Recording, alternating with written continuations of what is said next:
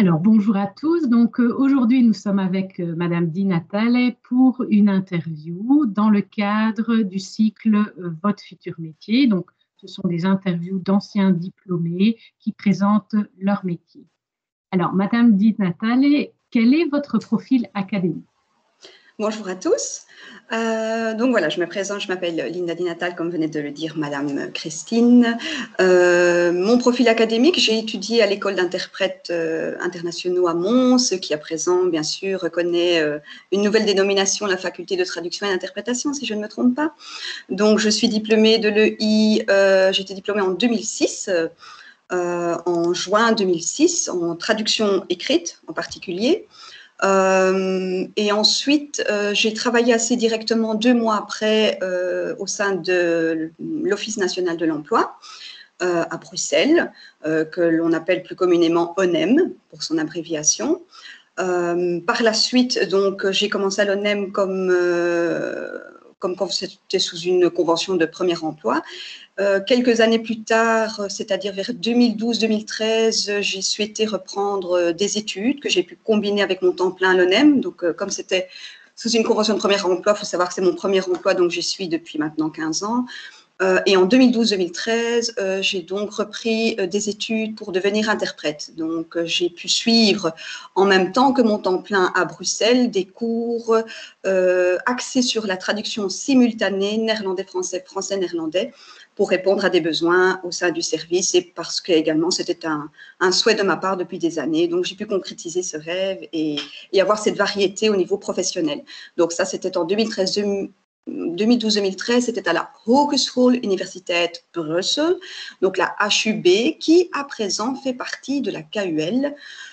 C'est donc une école qui est située, je vais dire à vol d'oiseau, derrière la Grande Place de Bruxelles. Et comme l'ONEM, le siège central là où je travaille, est situé également pas loin de la gare centrale de Bruxelles, je pouvais m'y rendre à 10 minutes à pied. Donc, c'était vraiment très, très, très pratique.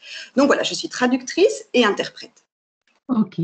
Alors, au niveau, vous travaillez actuellement donc à l'ONEM. Mais Oui. vous avez été professeur de langue aussi en promotion sociale. Donc, je suppose que vous avez travaillé temps plein à l'ONEM et le soir en indépendante, je suppose, comme Oui, professeur. tout à fait. Donc, pour ce volet où j'ai donné des cours pendant 6 ans, donc en activité accessoire, je n'ai pas vraiment suivi de cours particuliers en promotion sociale. On est, je pense, moins strict qu'en cours du jour. Donc, finalement, j'ai pu très bien donner ces cours assez facilement. Donc, pour resituer encore les choses, donc en 2006, j'ai commencé à l'ONEM et en 2007, j'ai donné pendant 6 ans des cours du soir en activité accessoire. Donc, j'avais mon temps plein à l'ONEM. Mon activité accessoire, donc 2 soirs par semaine, où je parlais intégralement en néerlandais ou en anglais, parce que ça, je trouve que c'est comme ça que les gens apprennent le mieux. Et puis pour moi, c'était aussi de la pratique. C'était aussi un plus pour justement tenir à niveau la connaissance de la langue, potasser encore plus le vocabulaire dans certains domaines avec ces gens, donc il y avait déjà un niveau de conversation. Donc ce n'était pas un niveau UF1, c'était déjà un niveau de UF4, c'est-à-dire des gens qui avaient déjà de la conversation et avec lesquels on pouvait progresser. Donc ça, c'était aussi une exigence de ma part. Je souhaitais quelque chose où on pouvait aller plus loin avec le groupe. Et aussi pour moi, pour relever le défi au niveau du vocabulaire, etc. Et donc voilà, et en 2012-2013, je suis devenue interprète. Donc là, après, a commencé cette variété professionnelle avec toute une série de réunions. On y reviendra certainement au sein d'une prochaine question. Voilà. Alors, justement, quel est votre métier actuel au sein de l'ONEM? Alors, donc, traducteur. Je suis traductrice, réviseur et interprète. C'est-à-dire que voilà, je suis vraiment dans le domaine. C'est vrai qu'à l'ONEM, on est bien servi. Je travaille au sein du service linguistique. Nous sommes une équipe de 12 ou 13 traducteurs. Je dis 12 ou 13 parce que nous avons un assistant administratif qui nous aide à faire des traductions et donc on relit les traductions, bien entendu. Mais donc, au sein de cette équipe de 12-13 traducteurs, nous sommes seulement 5 interprètes de formation. Et donc, nous sommes les 5 à traduire et à nous répartir l'ensemble des réunions. Donc, au sein de l'ONEM, nous avons une centaine de réunions, c'est-à-dire parfois 1 ou 2 réunions par semaine. Donc, c'est quand même intéressant au niveau de la pratique parce que l'interprétation est un métier de pratique. D'ailleurs, quand on revient, par exemple, je vais dire au mois de juillet, au mois d'août, il y a un peu moins de réunions. Et quand on revient au mois de septembre, on se sent un peu plus lent quand on reprend. C'est de la simultanée et donc on n'a pas le temps de réfléchir. Vous l'entendez, je parle justement assez rapidement. Ça m'aide pour l'interprétation. Mais donc voilà, c'est vrai que c'est un métier de pratique, plus que la traduction écrite. Mais on y reviendra aussi peut-être ultérieurement lors d'une prochaine question pour ne pas entrer trop vite dans le détail. Mais donc voilà, je suis vraiment dans le métier en tant que tel depuis le début. Donc je pratique vraiment ce que j'ai étudié et j'ai pu peaufiner justement les méthodes de travail à cet égard. Oui. Ok. Alors, quelles sont les missions principales de ce métier? Les missions principales. Alors, en tant que traducteur, donc bien entendu, tout se passe à l'écrit. Donc, vous avez chaque traducteur dans notre équipe a un espèce de package d'ensemble de traductions qui lui est conféré. Donc, on sait plus ou moins ce qui nous attend jour après jour. Maintenant, c'est vrai qu'il peut y avoir aussi des textes urgents à traduire pour le top, comme on l'appelle, le management. Donc, nos fonctionnaires dirigeants, que ce soit des directeurs généraux ou l'administrateur général adjoint de l'ONEM.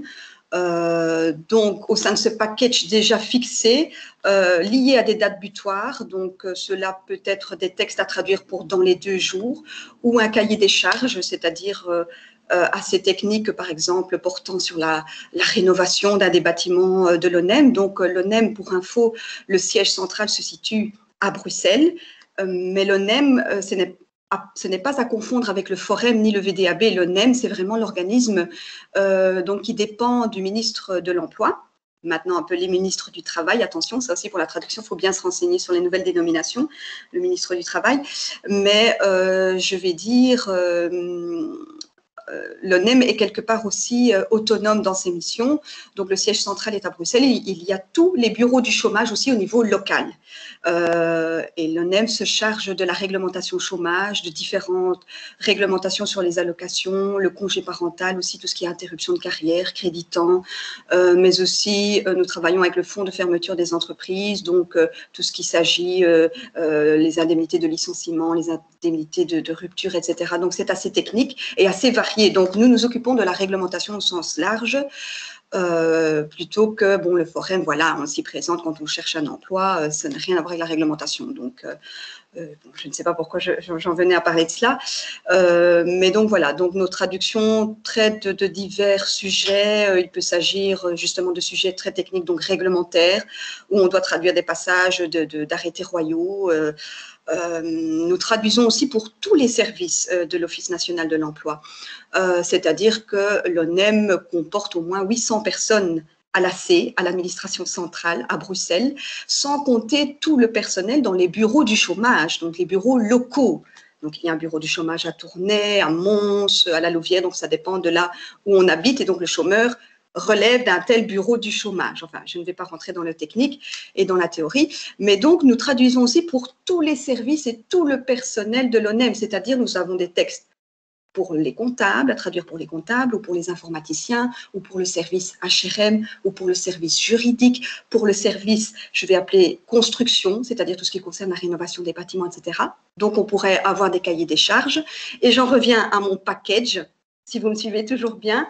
Donc, chaque traducteur a un ensemble de traductions, mais aussi un ensemble de relectures. Donc, autant que possible, nous essayons de faire relire nos propres traductions par un collègue. Il est possible aussi d'envoyer nous-mêmes nos propres traductions, mais on essaie d'éviter pour justement avoir un deuxième regard sur le texte. Donc, nous faisons des traductions, nous révisons nos collègues, mais aussi en amont, j'oublie de dire que nous faisons aussi la relecture des textes sources avant d'être traduits. Nous pouvons proposer aussi aux clients le service de relire leur texte source. Il n'y a pas d'erreur d'orthographe, si la construction, la syntaxe est bonne, etc. Donc voilà, ça c'est 3 volets, la révision du texte source, la traduction du texte source et la révision ensuite de la traduction du collègue. Voilà. Outre cela, donc ça c'est si on est traducteur, Et pour la traduction simultanée, l'interprétation, donc là forcément ça s'intercale dans votre travail durant la semaine. Le traducteur interprète, s'il a une réunion le lendemain, eh bien voilà, c'est une réunion qui peut débuter à 9 h jusqu'à 13 h, 13 h 30, avec une petite pause de 10 minutes dans la matinée. Donc là, c'est quelque chose de différent. Bien sûr, c'est une journée, une matinée où on est tributaire du président de la réunion. Donc, comme je vous le disais, parfois la pause de midi peut passer à la trappe, donc on peut parfois manger plus tard. Mais bon, maintenant, soyons aussi honnêtes jusqu'au bout, c'était avant la période du coronavirus, avant la pandémie. Maintenant, tout se fait à distance. Donc, c'est différent. Donc là, on demande des réunions qui débutent à 9 h, mais qui se terminent, dans la mesure du possible, à 12 h 30. Parce que c'est vrai qu'à distance, le stress est différent, la concentration est différente. On y reviendra aussi certainement plus tard. Mais donc, voilà. Donc, pour le traducteur-interprète, il peut avoir une réunion le matin, voire toute la journée. Et ça s'intercale dans son package de traduction. Mais bien sûr, le dispatching du travail se fait de manière centralisée chez nous, donc par notre chef de service. Je suis doublure justement aussi pour la répartition du travail. Et donc là, on sait que quand un interprète a une réunion, il faut tenir compte aussi du temps de préparation de cette personne la veille, voire quelques jours auparavant, voire le matin même. Parce que c'est vrai qu'on aime bien d'être focalisé mode traduction simultanée qui arrive à 9 h. Donc le matin même, peut-être on peut encore clôturer une traduction écrite, mais souvent, voilà, on a une bonne entente au sein du service et une bonne organisation. Les stagiaires pourront, j'espère, le confirmer, Sylvie et Laetitia. Mais donc voilà, j'espère ne pas avoir trop parlé et que je ne vous ai pas perdu, mais il y a tellement de choses à dire, voilà. Par contre, j'ai une question complémentaire. C'est donc vous parlez de traduction, d'interprétation, mais oui. Donc en quelle langue en fait? Est-ce que vous faites que le néerlandais ou vous faites aussi en anglais des traductions Alors, pour les traductions écrites, c'est une très bonne question. Merci de me remettre sur le bon chemin. Pour les traductions écrites, donc, nous traduisons vers le français ou vers le néerlandais, peu importe, c'est souvent vers sa langue maternelle, mais on peut aussi traduire vers la langue étrangère, vers l'anglais aussi, mais nous n'avons pas beaucoup de demandes vers l'anglais. C'est peut-être 5 traductions sur l'année, c'est vraiment très peu. C'est pourquoi j'avais désiré aussi donner des cours du soir à l'époque, parce que pour la pratique de mon anglais, une langue de cœur aussi, voilà, j'en étais fort peinée et je m'étais dit je vais tout perdre de ce que j'ai appris pendant mes études. Donc voilà, là aussi un terme a été mis à ce contrat, donc parce qu'il y a une restructuration de l'école et donc c'est avec regret que j'ai dû arrêter. Mais c'est vrai que le jour où je pourrai reprendre, je le ferai volontiers. Mais donc voilà, donc on peut traduire vers une langue étrangère, on traduit vers les langues européennes. Si pas, on sous-traite. Donc on envoie les textes, on travaille avec un bureau de traduction privé. Au sein de notre équipe, certains collègues maîtrisent le portugais, l'espagnol, l'italien, donc l'anglais, néerlandais, l'allemand, ça ce sont les trois langues classiques. Donc là, vous êtes sûr de toujours trouver du boulot, je vais dire ça comme ça, sur le marché de l'emploi. Anglais, néerlandais, allemand, que ce soit dans l'enseignement ou dans le métier même, c'est très facile de trouver. Maintenant, je vais dire pour l'espagnol et l'italien, ce sera peut-être plus difficile. Bon, je ne veux pas décourager les gens, mais voilà, ce sera peut-être alors plutôt à travailler avec un bureau, une agence de traduction privée. Mais donc voilà, donc oui, en traduction écrite, on traduit vers la langue étrangère pour autant qu'on en a les connaissances, bien entendu, mais ça c'est logique.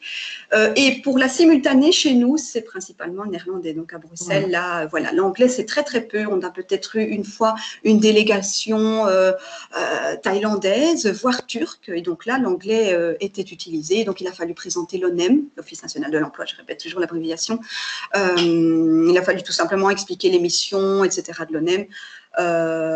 Voilà, et peut-être une fois aussi pour le service informatique où les informaticiens parlaient entre eux en anglais, mais c'est très rare, donc c'est vraiment une réunion tous les 2 ans et encore. Donc, voilà. Alors, est-ce que vous pouvez décrire votre journée professionnelle type? Oui, alors en quelque sorte, j'ai un petit peu déjà dévoilé la chose. Alors en temps normal, je dirais, vous avez, en tout cas chez nous, la liberté de travailler, vous pouvez arriver au bureau entre 7 h et 9 h. Nous travaillons avec des plages flexibles et des plages fixes. Les plages fixes, c'est entre 9 h et 12 h, il faut être au bureau pour travailler, ça c'est certain. Entre 12 et 14, vous avez le droit de prendre une pause de midi. Et la deuxième plage fixe, donc c'est 14-16 h. une journée de travail est comptabilisée sur 7h36. Je pense que c'est l'horaire habituel dans tous les services publics fédéraux, les SPF. Bon, l'ONEM, c'est encore à part. On est un organisme semi-public, c'est-à-dire on n'est pas vraiment un SPF en tant que tel. On est autonome malgré tout dans la gestion de nos missions d'exécution et dans la réalisation de celles-ci. Mais donc, 7h36, c'est souvent ce qu'on nous demande de faire dans la fonction publique. Maintenant, bien sûr, si vous faites plus, et c'est souvent le cas, on travaille avec un système de récupération. Donc voilà, sinon ici, comme vous le savez, depuis la pandémie, nous sommes en télétravail à 100%. Donc depuis un an, je télétravaille chez moi. D'ailleurs ici, je n'ai pas pu flouter mon arrière-plan. Je suis au sein de ma cuisine. Bon, ça ne ressemble pas à une cuisine, mais mon modem n'est pas très loin, donc je n'ai pas la possibilité de travailler ailleurs ici chez moi. C'est vrai que ça demande une autre adaptation, surtout quand on fait de l'interprétation à distance, parce que la concentration est quand même différente. On n'est pas dans cette cabine d'interprétation où la sonorisation est à son paroxysme. Enfin voilà. Mais en télétravail, l'ONEM propose aussi 2 jours de télétravail par semaine avant la pandémie. Maintenant, nous sommes à temps plein. On fonctionne de mois en mois, on regarde comment la situation évolue. Mais sinon, l'ONEM va proposer à l'avenir également. De toute façon, on va passer de 2 jours à 3 jours de télétravail sur la semaine. Donc ça, c'est très appréciable également. Ça permet de combiner la vie privée avec la vie professionnelle, bien entendu. Et puis, pour les trajets, j'ai quand même aussi 1 heure de trajet. J'habite Ath, donc Ath-Bruxelles. Disons que le télétravail offre beaucoup de perspectives aussi.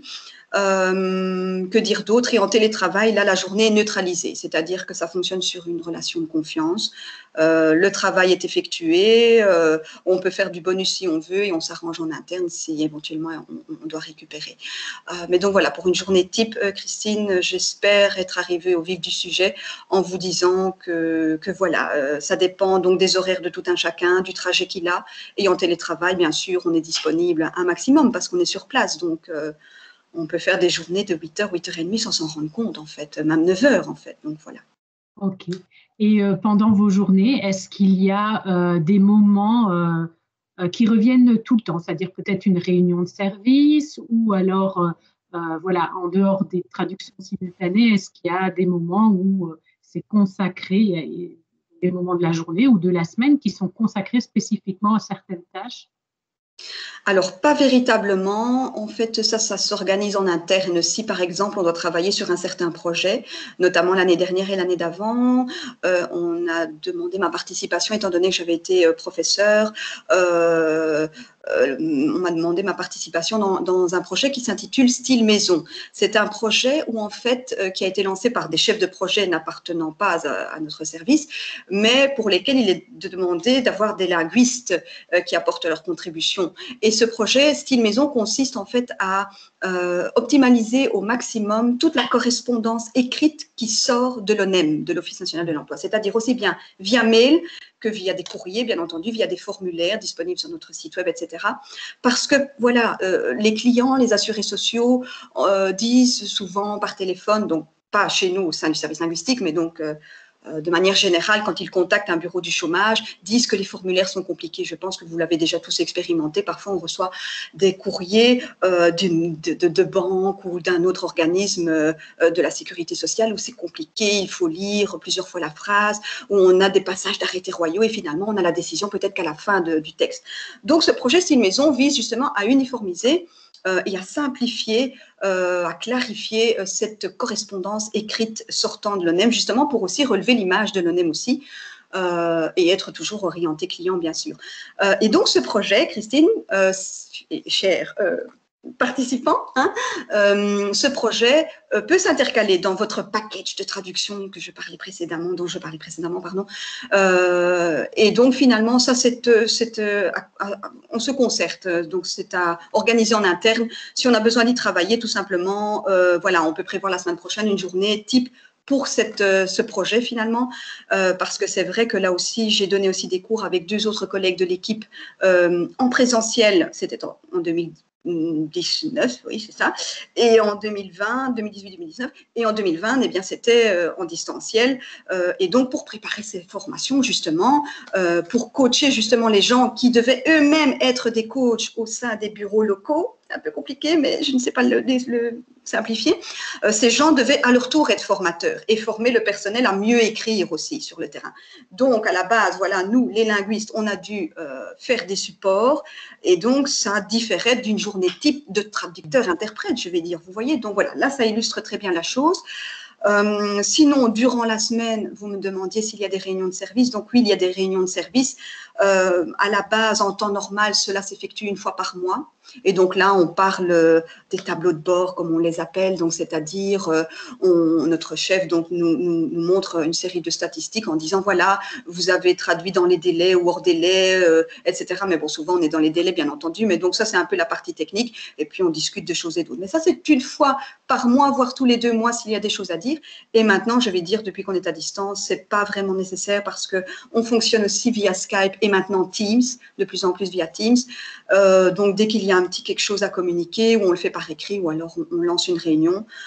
Mais donc, à part cela, je vais dire non. On est vraiment dans un schéma très classique et typique du traducteur-interprète avec une réunion de service de temps en temps, mais ou un projet qui s'ajoute.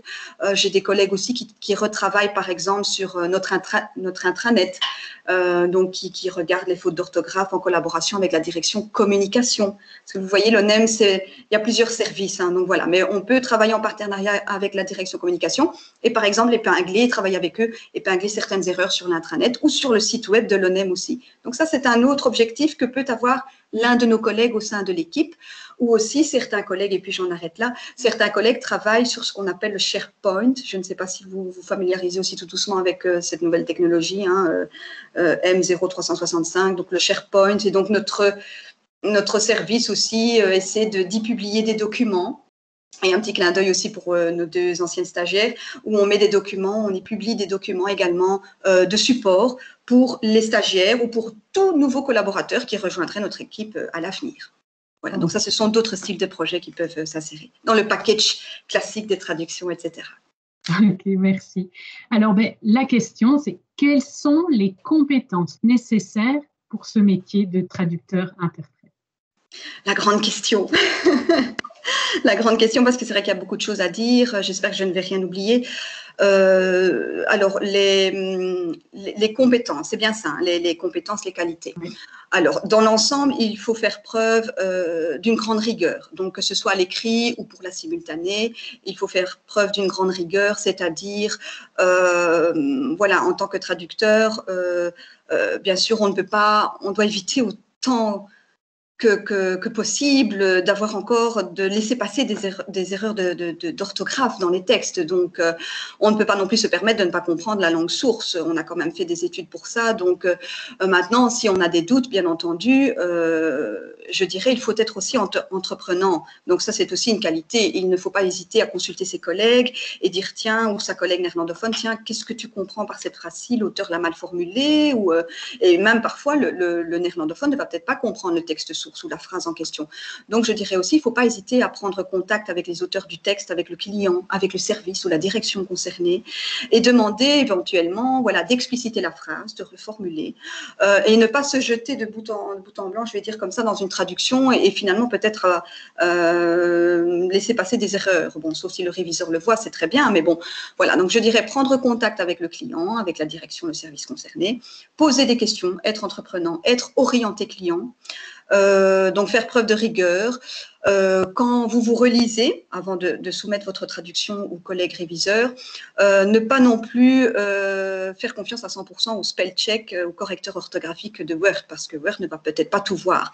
Donc, il est bon aussi, je dirais, d'ouvrir le texte source en parallèle, parce que c'est vrai qu'on travaille de plus en plus avec un outil de traduction, un outil qui assiste à la traduction. Donc, nous, à l'ONEM, nous travaillons avec Wordbee, nous avons travaillé avec Trados pendant un certain nombre d'années.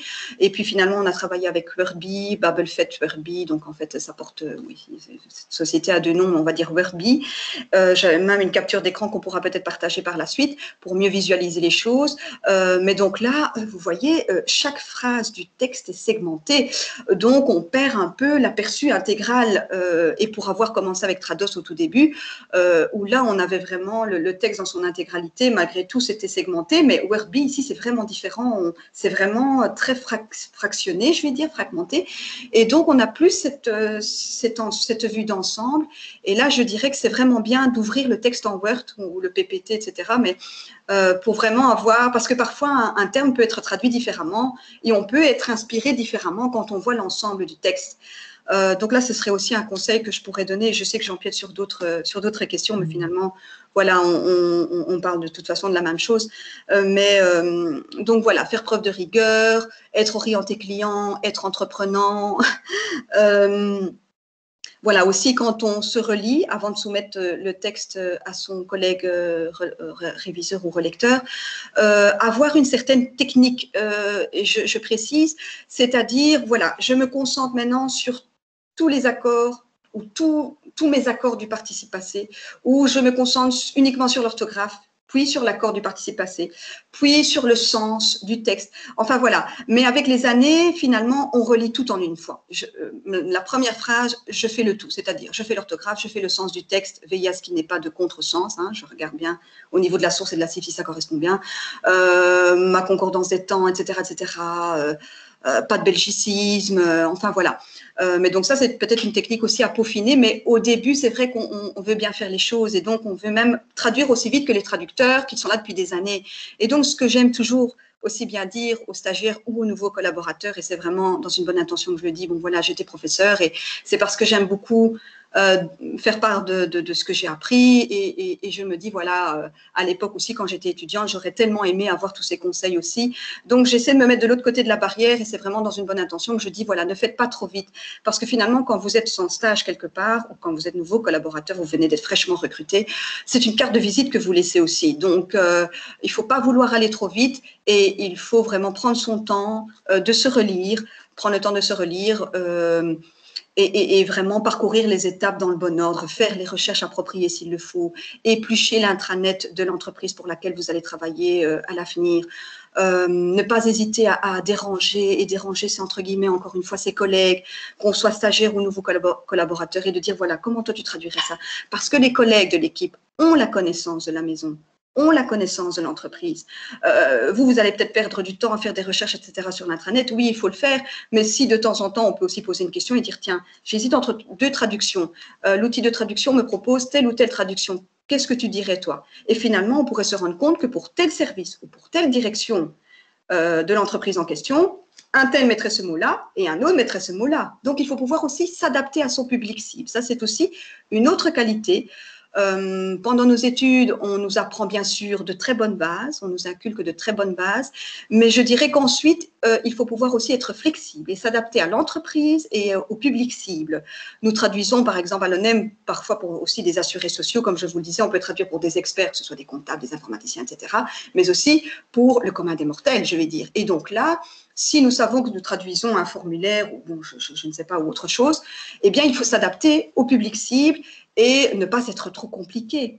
Si on traduit maintenant un article pour la direction communication, on sait qu'on pourra prendre un petit peu plus de la distance par rapport au texte et glisser ici ou là une expression. Ça fait bon genre, bon voilà, on veut avoir du style, etc. Ça dépend. Donc, il faut vraiment être flexible et être adapté, s'adapter à son public cible. Voilà. In a one shot, j'ai un peu fait le résumé là, mais… Voilà, mais c'est bien. Donc, finalement, voilà, on voit les compétences et déjà même des conseils dans la manière de travailler. Et donc, je vous en remercie. La dernière question que je poserai, c'est est-ce que vous avez des conseils en insertion professionnelle, donc vraiment pour les étudiants ici qui vont être diplômés, qui vont rentrer sur le marché du travail, est-ce que vous avez des conseils en insertion professionnelle à leur donner? Disons que ça recoupe un peu ce que je viens de dire. Je ne comprends pas très bien alors votre question. Sinon, alors ici, c'est vraiment se dire, tiens, voilà, moi je suis diplômée et je dois chercher de l'emploi. Oui. Est-ce que vous avez des conseils à donner, peut-être par rapport à la manière de se présenter, à son CV, sa lettre de motivation, sa manière de chercher de Oui, l'emploi. d'accord. Oui, je comprends, Christine. Alors maintenant, c'est vrai qu'avant de postuler quelque part, parce que j'ai pu participer aussi aux entretiens de recrutement de 2 ou 3 collègues en interne, et c'est vrai que là, la réflexion qu'on se faisait souvent, c'est que parfois les gens se présentent aux entretiens d'embauche sans avoir vraiment une véritable connaissance de l'entreprise. Et donc, quand on pose des questions, tiens, qu'est-ce que vous savez sur l'ONEM? Parfois, on avait des questions vraiment qui étaient à côté de la plaque, si vous me permettez l'expression. Donc, du coup, je pense qu'une bonne préparation avant votre futur entretien d'embauche est primordiale. C'est aussi une marque de respect, je pense, et ça montre aussi le côté sérieux de la personne. Donc, je pense qu'il est important de se rendre sur le site internet de l'organisation, de l'organisme, et de voir un peu ce que cet organisme fait. Et puis finalement, si vous devez être amené à traduire leur texte, fatalement, vous allez être face à du jargon, à de la terminologie. Donc, en allant voir déjà le site internet, vous allez déjà pouvoir vous préparer à tout cela. Donc ça, c'est certainement un conseil que je peux vous donner. Ensuite, je vais dire, ça dépend de la personnalité de la personne. Vous verrez très vite si la personne est nonchalante ou si la personne est consciencieuse ou si la personne… Enfin voilà, ça c'est peut-être un peu le volet psychologique des choses, mais voilà, une bonne présentation. Bon, vous voyez, aujourd'hui, je me présente comme si j'étais finalement un entretien d'embauche. Je fais un peu d'humour, mais voilà, je pense qu'une bonne présentation est toujours primordiale parce que c'est vrai que nous avons eu différentes personnes… par exemple, qui dès le premier contact, la première apparence, bon, venir en jean basket à un entretien d'embauche. Bon, finalement, au sein d'un stage aussi, on peut peut-être un petit peu plus être un petit peu plus relax, mais c'est vrai que c'est toujours une carte de visite, moi je dirais, par rapport à un futur employeur. Donc, il faut mettre le paquet, je dirais. Il faut… Bon, c'est vrai que par la suite, ça dépend de la personnalité, bien entendu, mais je pense que ça peut faire une bonne impression aussi, bien entendu. Donc voilà, donc la visite du site web, une bonne apparence, une bonne impression. Que dire d'autre? Tout ce qui peut être concrétisé davantage doit l'être. Donc, si vous devez parler de votre mémoire, parce que ça a un lien avec l'entreprise, n'hésitez pas. Si au sein de votre mémoire, vous avez dû prendre contact avec l'auteur, dites-le, illustrez-le. Donc, tout ça, c'est important aussi de le dire lors d'un entretien d'embauche. Maintenant, ça dépend des questions posées par l'employeur, mais souvent, c'est plus ou moins la même chose, quoi.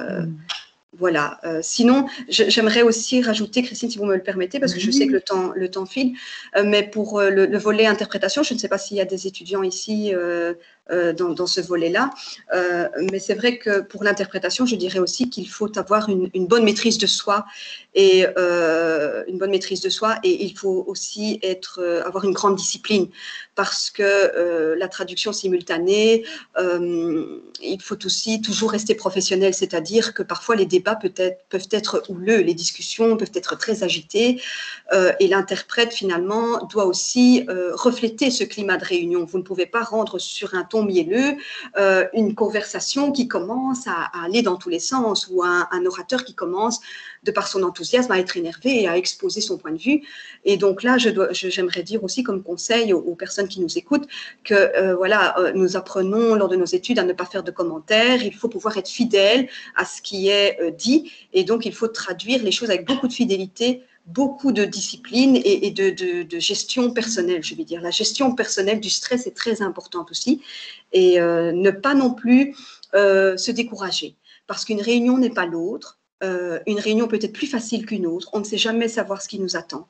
On peut avoir une réunion avec une très belle présentation PowerPoint où tout est suivi correctement, où l'orateur est très structuré, comme nous pouvons avoir un orateur qui peut-être un peu parfois, comme moi, passe du coq à l'âne.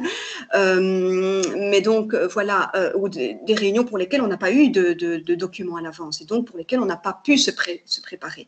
Donc là, je dirais aussi à ces participants de surtout persévérer, de ne pas lâcher prise parce qu'une réunion n'est pas une autre. On peut être frustré pour l'une des réunions et moins pour une autre. Donc voilà, il faut pouvoir tenir sur la longueur parce que c'est vrai que ce sont des défis que nous ne connaissons pas pour la traduction écrite, je vais dire.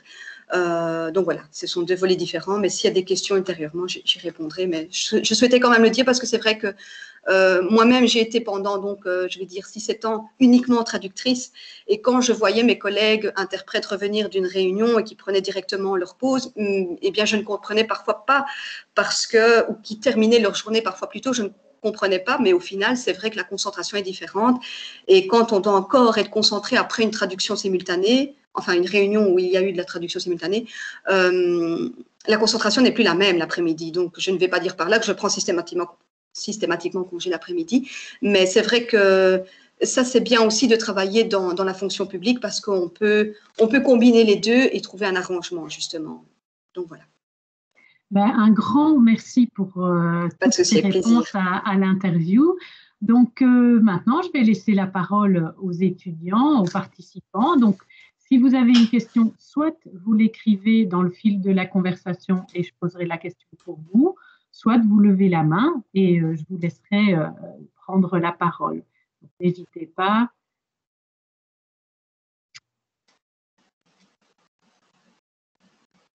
Je suis en tout cas tout oui. Voilà. Madame Di Natale va pouvoir répondre à vos questions sans problème. Oui, il ne faut vraiment pas hésiter. Allez-y, je suis là pour ça. N'hésitez pas. Maintenant, je dois avouer que vous avez donné plein d'informations qui étaient hyper intéressantes et c'est vrai que je suis contente. Voilà, vous avez peut-être déjà répondu à l'avance à des questions. Cependant, il y a Monsieur Bruns qui souhaite prendre la parole, donc allez-y. Oui, je voulais vous poser une question par rapport à votre traduction. Oui. Est-ce que vous êtes payé par rapport aux heures que vous prestez ou par rapport aux traductions que vous rendez? C'est une très bonne question. Alors chez nous, nous ne sommes pas payés en plus, je vais dire ça de manière simple, pour le nombre de traductions supplémentaires que nous pourrions effectuer ou pour les réunions que nous pourrions effectuer. Donc le salaire est identique pour tous.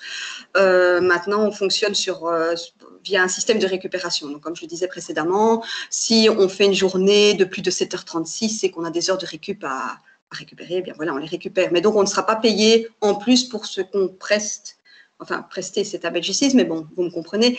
Non, on ne sera pas payé en plus. Maintenant, c'est vrai que chaque année, nous sommes évalués dans la fonction publique au sein de ce que l'on appelle les cycles d'évaluation. Attention, c'est un peu technique, mais sans l'être de trop.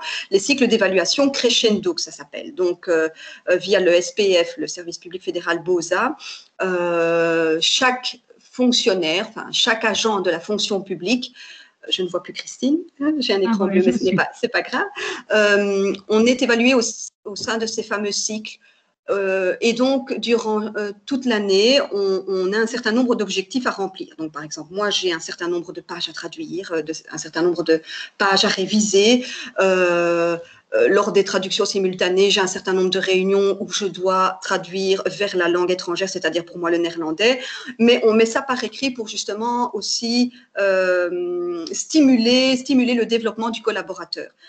En fonction de ça, c'est vrai que si durant 3 années de suite, vous avez une mention, on va dire exceptionnelle, vous pouvez avoir une prime. Je vais dire ça comme ça. Maintenant, il faut savoir qu'au sein de la fonction publique, c'est très difficile d'avoir ces mentions-là. Peut-être pour des raisons budgétaires, je n'en sais rien. Bon, ça, je ne sais pas. Ça, ce n'est pas de mon ressort. Mais donc, chez nous, dans la fonction publique, c'est comme ça que ça fonctionne. Je ne peux pas parler pour le privé. Je pense que là, peut-être, il y a un système de prime qui est différent. Mais ça, je ne peux pas me prononcer parce que je n'ai jamais travaillé pour le privé. Mais donc, c'est une bonne question. J'espère y avoir répondu, du moins. Oui, tout à fait. Oui, ça va. Est-ce que vous avez une autre question, Monsieur Bruns? Bah oui, tant qu'on y est. Allez-y. Est-ce que, enfin, maintenant, c'est vrai que vous êtes interprète aussi, est-ce que c'était à cause de la monotonie de la traduction, entre autres? Parce que, par exemple, vous, à l'ONEM, à mon avis, c'est fort, surtout en néerlandais et français, c'est certainement toujours la même chose, je vais dire. Est-ce que ça ne devient pas trop ennuyant après un certain temps? Oui, ça pourrait l'être. C'est vrai que pour ma part, ce n'était pas vraiment lié à cela. Pour moi, en fait, ça avait toujours été un rêve de devenir interprète, peut-être comme d'autres traducteurs l'ont également, ce rêve. Mais en fait, voilà, à la base, je n'avais pas fait les études d'interprétation parce que je savais que c'était une filière assez difficile, qu'il y avait peu d'élus. Et donc, du coup, je m'étais dit, voilà, on verra par la suite avec l'expérience sur le terrain, parce que c'est vrai que finalement, on apprend beaucoup sur le terrain. Grâce à ses collègues néerlandophones, on pratique encore plus et peut-être même plus que pendant nos études. Donc, je m'étais dit, on verra au fil du temps. Et finalement, j'ai eu l'opportunité de me porter candidate parce que finalement, une collègue interprète partait à la pension et je suis allée voir mon chef de service de l'époque, qui n'était pas donc le même que celui actuellement. Et j'avais dit, voilà, moi, c'est un rêve, j'aimerais faire une formation, j'aimerais être coachée en interne et reprendre cela comme un objectif, comme je vous parlais des cycles d'évaluation qu'on fixe chaque année, et reprendre cela comme un objectif. Et finalement, c'est ce que j'ai fait. Donc, j'ai fait la formation, voilà, on m'avait dit le certificat, ce n'est pas nécessaire de le réussir, le certificat n'est pas nécessaire, mais voilà, je pense qu'on a aussi sa fierté personnelle et je m'étais dit de toute façon, on ne connaît pas l'avenir non plus, tout ce qu'on peut avoir dans la poche, il faut le prendre. Donc du coup, voilà, certificat en poche, je me suis dit, voilà, maintenant on peut me faire confiance, je peux proposer ces services-là aussi au sein du bureau. Et donc pour moi, oui, c'était de la variété, ça l'est bien sûr, mais ce n'était pas lié de prime abord à ce besoin de vouloir justement de la variété au niveau de la fonction, ça non. Mais c'est vrai que vous avez raison, sinon il est vrai que c'est souvent les mêmes textes qu'on traduit, ce sont des PV de réunion, ce sont des manuels d'une application ou d'une autre, mais je vais dire malgré tout, malgré ce caractère qui pourrait être, cet aspect qui pourrait être à un moment donné monotone, c'est quand même très varié parce que les textes sont vraiment différents chez nous. On a vraiment beaucoup, beaucoup de textes.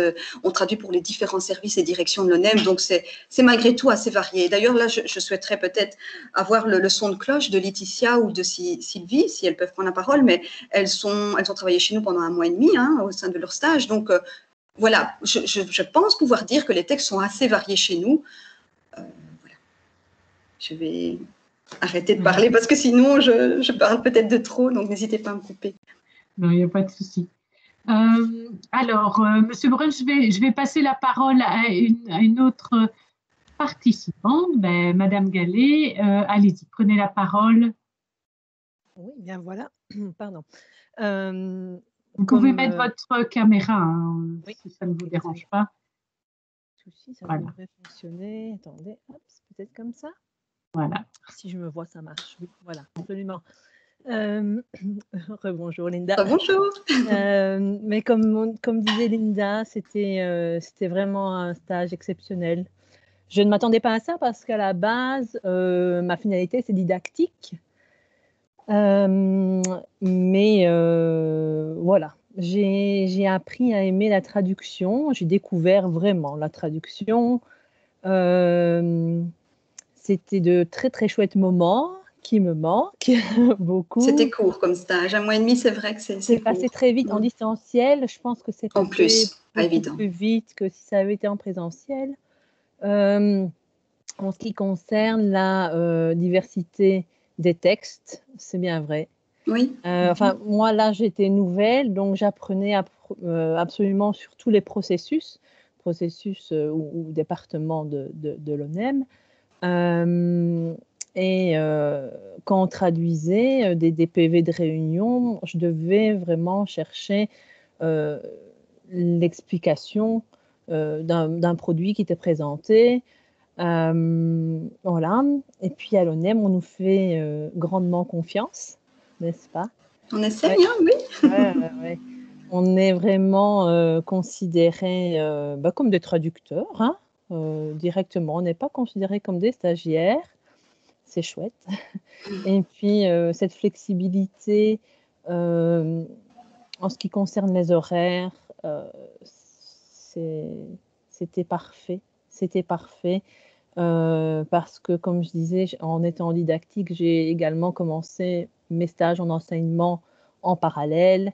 Et avec le chef de service, il n'y avait pas de souci pour partir, donner cours 2 heures à Mons, revenir, travailler jusqu'à 18 heures pour l'ONEM. Non, rien de négatif, absolument rien. Merci. Bien, tant mieux. Merci. Alors ici, je vois qu'il y a une question. Donc voilà, Émerance qui pose quelles sont les possibilités d'évolution professionnelle au sein de l'ONEM en tant que traducteur-interprète, que ce soit ou non lié à la formation initiale? Oui, c'est une très bonne question. Eh bien, l'une des possibilités d'évoluer, c'est de devenir bien sûr chef de service. Donc après X années, parce que vous avez pu participer au dispatching du travail, donc à la réception des demandes entrantes de traduction écrite ou simultanée, vous pouvez devenir chef de service si le besoin y est, bien sûr. Par la suite, au-delà de chef de service, vous avez encore un autre grade, donc dans la fonction publique, c'est le grade de conseiller, c'est-à-dire, donc chez nous, nous avons un conseiller et un chef de service, et le conseiller coordonne vraiment le tout, bien entendu. Par la suite, vous pouvez aussi, si vous voulez vraiment changer de direction, c'est possible aussi. Nous avons eu le cas il y a quelques années, nous avions un traducteur néerlandophone, donc ces langues étaient le néerlandais, le français et l'allemand. Et à un moment donné, je sais qu'il suivait des modules du soir en gestion. Et il est resté au sein de l'ONEM, mais il est devenu chef de service au sein d'un service dans un bureau du chômage. Donc non plus à l'administration centrale, donc au siège central à Bruxelles, non, mais au sein d'un bureau du chômage. Donc en l'occurrence pour lui c'était Louvain, il y est toujours actuellement chef de service, que l'on appelle d'ailleurs dans notre jargon gestionnaire de processus. Donc comme disait Sylvie, un processus c'est une matière. Ça peut être le processus chômage, le processus vérification des dossiers chômage, le processus indemnisation, le processus interruption de carrière. Donc vous voyez, c'est les différentes matières dans lesquelles l'ONEM travaille. Et donc là, ce garçon, avec sa licence de traducteur, il est devenu chef de service. Et pour lui, c'était un énorme défi parce qu'il a dû vraiment, il ne faisait plus de traduction, bien entendu, il a dû vraiment diriger une équipe et apprendre un processus en plus, apprendre à le maîtriser et à le mettre en pratique. Donc voilà, donc tout est possible. Il suffit de le vouloir, comme on dit, et d'avoir surtout l'opportunité. Parfois, c'est aussi une question d'opportunité. Je ne serais pas devenue interprète si ma collègue n'était pas partie à la pension et je n'aurais peut-être pas eu cette opportunité de faire cette formation. Et donc, je remercie vraiment les cieux et mon chef de service aussi de m'avoir donné cette opportunité. Mais donc voilà, il faut pouvoir parfois aussi oser s'imposer, dire un peu ce qu'on a envie d'avoir plus tard dans sa carrière. Si c'est possible, eh bien tant mieux. Si c'est pas possible, bon, bien entendu, là peut-être c'est le risque de perdre le collaborateur, mais il y a quand même des possibilités d'évoluer. Voilà. Ensuite, il faut que les opportunités soient là, ça c'est sûr. Est-ce que je réponds à la question? Oui, merci Linda. J'ai quand même une question supplémentaire par rapport à ce que tu viens d'expliquer. Peut-être là tu dis au tout début, mais j'ai raté le début de la présentation, donc désolée pour ça. Est-ce que tu as dû passer une interview, on va dire dans un processus plus traditionnel, ou bien est-ce que tu as dû passer tous les examens de recrutement propres au service public, comme on peut les attendre via le CELOR ou ce genre de choses? Oui, tout à fait. Alors en 2006, j'ai trouvé cette offre d'emploi via une connaissance sur le site du Forum. Si je ne me trompe pas, c'était sur le site du Forum. Des examens devaient être passés dès le mois d'août. Donc, j'avais été diplômée en juin 2006. Au mois d'août, j'ai passé les examens de traduction, de révision. Et ensuite, selon la réussite, j'ai eu l'entretien oral avec une personne d'HRM et mon chef de service de l'époque pour répondre à une série de questions sur l'ONEM ou sur ma manière de travailler en général, etc., bon, sur ma personnalité. Et ensuite, donc, j'ai été engagée en septembre 2006, donc assez rapidement. Et c'est vrai qu'à l'époque, lors des entretiens, enfin des examens que nous devions passer, les examens de traduction et de révision, c'était assez comique, entre guillemets, parce que j'étais dans la même pièce qu'un certain nombre de mes camarades de l'EI, de la faculté de traduction et d'interprétation. Donc, c'est vrai que parfois, quand on se présente à certains embauches, on peut être avec des camarades de classe et c'est un peu particulier, mais enfin bon, voilà, c'est comme ça, c'est le marché de l'emploi qui est ainsi. Par la suite, Imrance, pour répondre à ta question, donc ces examens de traduction, de relecture, puis il y a eu l'entretien avec HRM, l'entretien oral avec le chef de service et HRM. Et ensuite, en 2008, si je ne me trompe pas, très rapidement, 2 ans après, j'ai passé des examens au CELOR, encore de traduction, de relecture, pour l'anglais également. pour être nommé. Donc là, via le CELOR, c'était des examens pour être statutarisé, pour être statutaire. Donc je suis nommée depuis 2008, donc 2 ans après avoir été engagée, j'ai été rapidement nommée. J'ai eu beaucoup de chance, je touche du bois.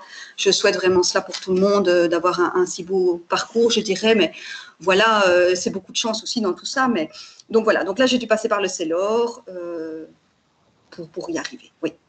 Est-ce que je réponds à la question? Oui, merci. Et actuellement, en fait, la procédure est toujours identique ou bien est-ce qu'on passe automatiquement par le CELOR? Il faut passer automatiquement par le CELOR directement. D'accord. Oui. Merci. Pas de souci. Alors, est-ce que un ou une autre étudiant a une question? N'hésitez pas. Ah ben, Monsieur Bruce, prenez la parole sans problème. Oui, j'ai encore une dernière question. Est-ce que vous avez une idée en termes de contenu, le nombre de mots que vous traduisez par jour sur une journée, on va dire, typique? Parce que je me doute que, enfin, comme vous l'expliquez, vos journées sont un petit peu différentes les unes des autres. Mais... les journées sont quand même assez identiques. En tout cas, à quelle vitesse vous traduisez? Bon, disons qu'ici, avec 15 ans d'expérience, je pense traduire assez rapidement. D'ailleurs, j'en ai les échos de par mon évaluateur, mais maintenant, il y a toujours plus rapide que soi, peut-être, mais je vais dire, pour donner une fourchette quant au nombre de mots, là, je ne suis pas assez experte pour pouvoir, enfin, je n'ai jamais fait attention. Maintenant, ça dépend aussi de la technicité du terme. En nombre de pages, voilà, c'est ça que je voulais en venir aussi, mais en nombre de pages, mais ça dépend de la technicité du terme, justement, donc du texte, pardon. Je ne sais pas vous dire, ça dépend vraiment. On peut avoir 2 pages hyper compliquées au niveau réglementaire, avec des tournures de phrases difficiles et peut-être mettre plus d'une demi-journée, comme avoir une relecture de 6 pages, mais le traducteur a fait du super bon boulot et donc la relecture va se passer assez rapidement. Donc là, vraiment... Je suis désolée, mais je ne sais pas vraiment vous donner une fourchette parce que ça varie vraiment. Et est-ce que ces traductions sont évaluées par vos supérieurs avant qu'elles ne vous parviennent et on vous dit à l'avance, voilà, pour cette traduction, nous vous laissons 6 jours?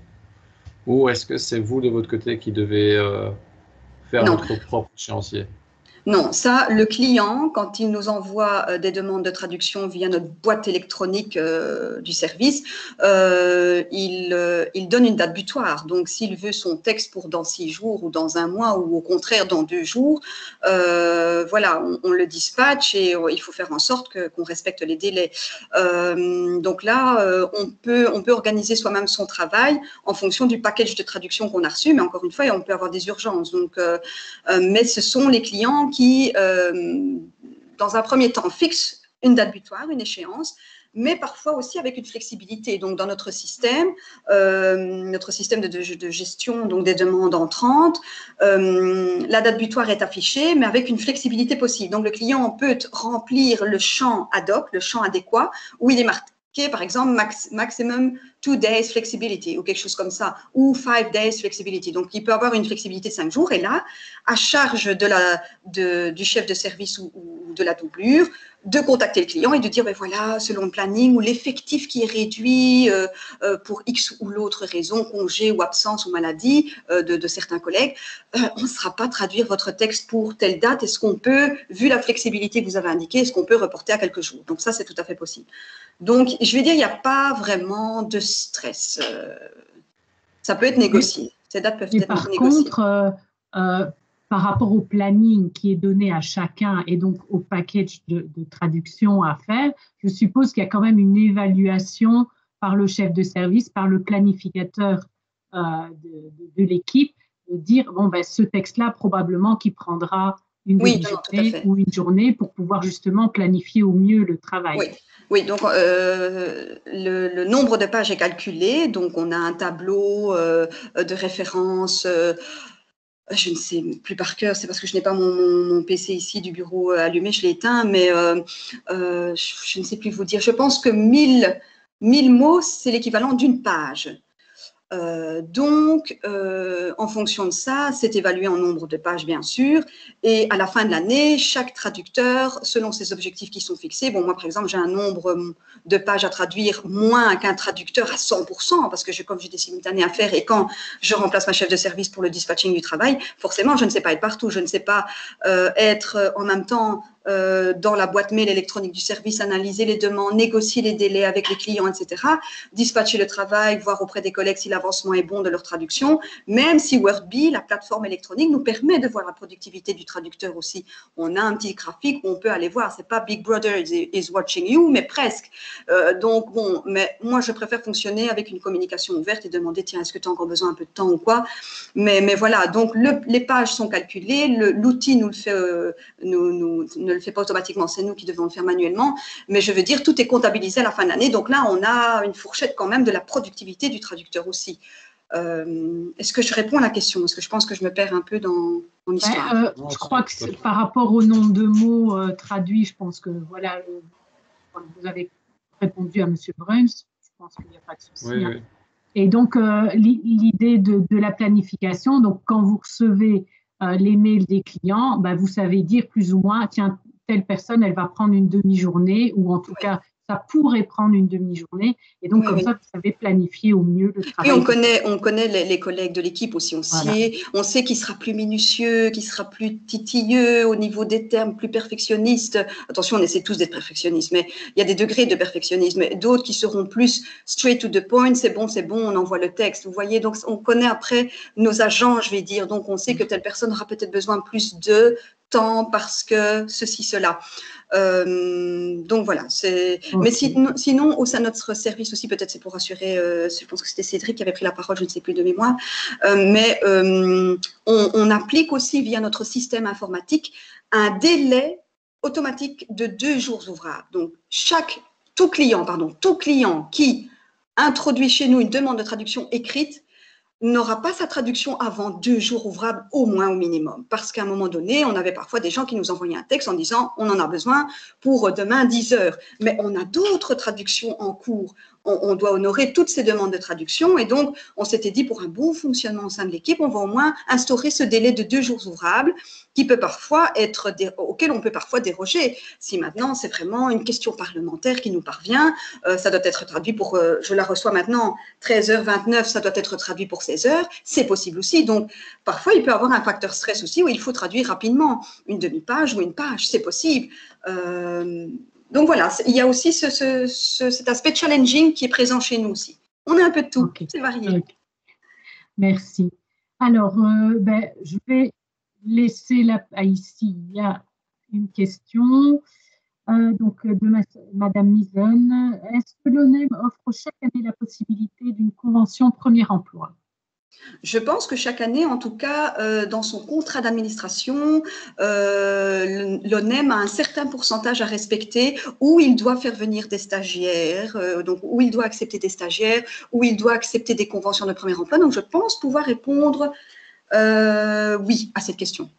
Mais ce n'est pas nécessairement dans votre service, c'est de manière générale. Oui, malheureusement, ce n'est pas nécessairement dans notre service. Dès que le besoin s'en fait ressentir, bien sûr, on le dit à HRM. Et comme ici, par exemple, en septembre 2020, on a pu engager deux traducteurs. Donc ça, c'était super parce qu'on commençait à travailler à flux tendu. C'est-à-dire, depuis que nous sommes en télétravail, la charge de travail a aussi explosé. Les gens sont beaucoup à domicile. Donc, je pense qu'ils rédigent aussi beaucoup plus de documents, de manuels, etc.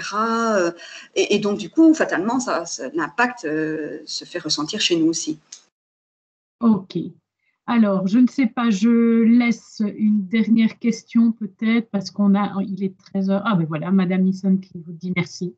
Il n'y a pas de souci, avec plaisir. Merci aussi pour vos questions. Au moins, il y a de l'interaction. Donc voilà, je pense que on a répondu aux questions. En tout cas, je vous remercie pour toutes les réponses à vos questions. Je remercie aussi tous les étudiants pour votre participation et vos questions. Si jamais vous aviez d'autres questions à poser à Madame Di Natale, vous pouvez les transmettre sur l'adresse, mon adresse professionnelle christine.boutique@umons.ac.be et je transmettrai à Madame Di Natale. Donc voilà, je vous remercie beaucoup. Je vous remercie aussi à bientôt, tous. J'espère. À bientôt et bon courage et bon succès à tous. Merci. Au revoir. Au revoir. Merci.